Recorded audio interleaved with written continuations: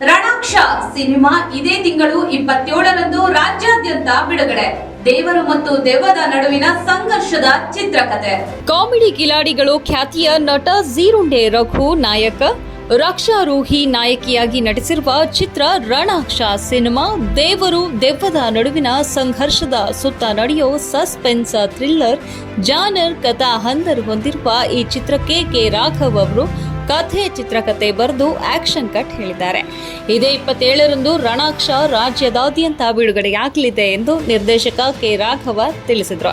ಸುದ್ದಿಗೋಷ್ಠಿಯಲ್ಲಿ ಮಾತನಾಡಿದ ಅವರು, ಚಿತ್ರವನ್ನ ಕೆವಿಆರ್ ಪಿಕ್ಚರ್ಸ್ ಮೂಲಕ ಎಚ್.ಎಸ್. ರಾಮು, ಶೋಭಾ ಶಿವಾಜಿರಾವ್, ಉಮಾ ಮಹೇಶ್ವರ್ ಸೇರಿ ನಿರ್ಮಿಸಿದ್ದಾರೆ. ಎಲ್ಲಾ ವಯೋಮಾನದವರಿಗೂ ಇಷ್ಟವಾಗುವ ಹಳ್ಳಿ ಸೊಗಡಿನಲ್ಲಿ ಫ್ಯಾಮಿಲಿ ಹಾರರ್ ಥ್ರಿಲ್ಲರ್ ಕಥಾನಕ ಈ ಚಿತ್ರದಲ್ಲಿದೆ.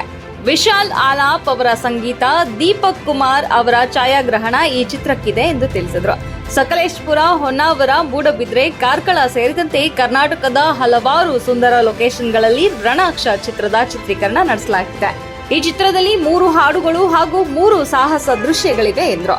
ನಟ ರಘು ಝೀರುಂಡೆ ಮಾತನಾಡುತ್ತಾ, ಈ ಹಿಂದೆ ಮರೆಯದೆ ಕ್ಷಮಿಸು ಚಿತ್ರ ನಿರ್ದೇಶಿಸಿದೆ.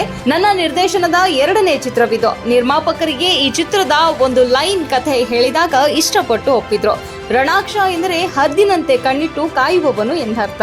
ಫ್ಯಾಮಿಲಿ ಹಿನ್ನೆಲೆಯಲ್ಲಿ ನಡೆಯುವ ಸಸ್ಪೆನ್ಸ್ ಥ್ರಿಲ್ಲರ್ ಕಥಾನಕ ಚಿತ್ರದಲ್ಲಿದೆ ಎಂದು ಮಾಹಿತಿ ನೀಡಿದ್ರು. ಸುದ್ದಿಗೋಷ್ಠಿಯಲ್ಲಿ ನಾಯಕಿಯರಾದ ರಕ್ಷಾ, ರೂಹಿ, ಮನೋಜ್, ನಾಗರಾಜ್, ಆನಂದ್ ಇತರರು ಇದ್ರು.